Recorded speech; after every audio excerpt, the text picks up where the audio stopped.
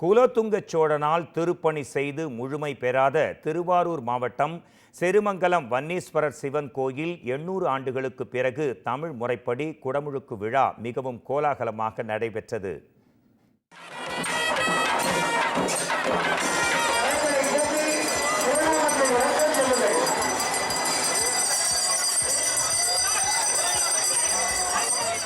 திருவாரூர் மாவட்டம் மன்னார்குடியை அடுத்த செருமங்கலம் பகுதியில் அமைந்துள்ள தொன்மை மிக்க சிவாலயமாக ஸ்ரீ வாலாம்பிகை சமேத ஸ்ரீ வன்னீஸ்வரர் சுவாமி ஆலயம் திகழ்கிறது.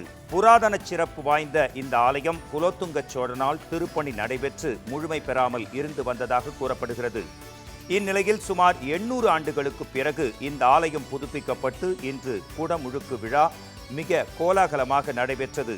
பல்வேறு சிறப்புகளை கொண்ட இந்த ஆலயத்தின் மகா குடமுழுக்கு விழாவை முன்னிட்டு கடந்த 3 நாட்களாக 4 கால யாகசாலை பூஜைகள் தமிழ் முறைப்படி வெகு விமர்சையாக நடைபெற்றது. 4ஆம் கால யாகசாலை பூஜையின் நிறைவாக மகா பூர்ணாஹீதி தீபாராதனை நடைபெற்று யாகசாலையில் இருந்து புனித தீர்த்த குடங்களை சிவாச்சாரியார்கள் கோயிலை சுற்றி வலம் வந்தனர். அப்போது கோயிலில் திரண்டிருந்த சிவனடியார்கள் சிவ வாத்தியங்களை இசைத்து ஆனந்த கூத்தாடினர்.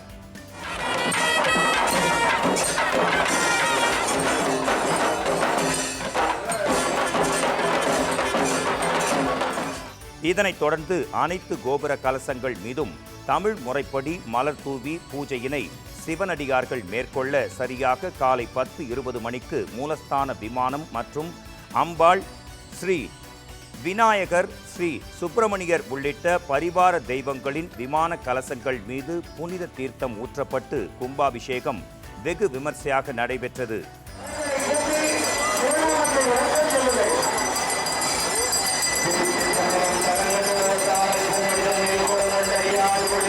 அப்போது அங்கு திரண்டிருந்த ஆயிரக்கணக்கான பக்தர்கள் மீது புனித தீர்த்தமானது ட்ரோன் மூலம் தெளிக்கப்பட்டது.